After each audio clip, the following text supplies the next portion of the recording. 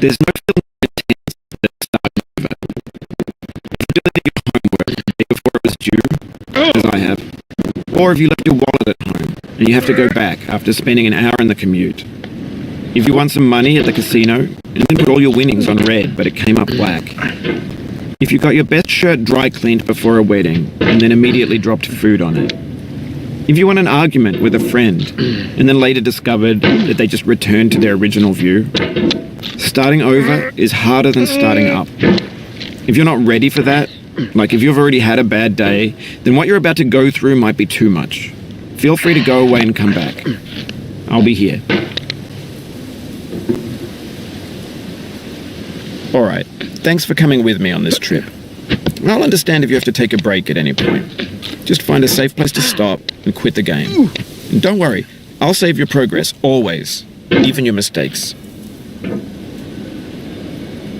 This game is a homage to a free game that came out in 2002, titled Sexy Hiking. The author of that game was Jazuo, a mysterious Czech designer who was known at the time as the father of B games. And B games are rough assemblages of found objects.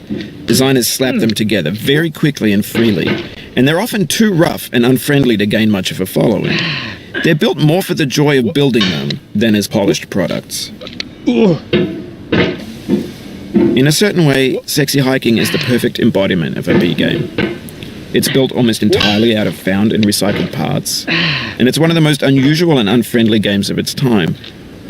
In it, your task is simply to drag yourself up a mountain with a hammer. And that act of climbing, in the digital world or in real life, has certain essential properties that give the game its flavor. No amount of forward progress is guaranteed. Some cliffs are too sheer or too slippery. And the player is constantly, unremittingly in danger of falling and losing everything.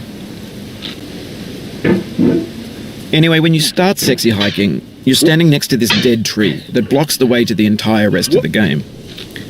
It might take you an hour to get over that tree, and a lot of people never got past it. You prod and you poke at it, exploring the limits of your reach and your strength, trying to find a way up and over. And there's a sense of truth in that lack of compromise.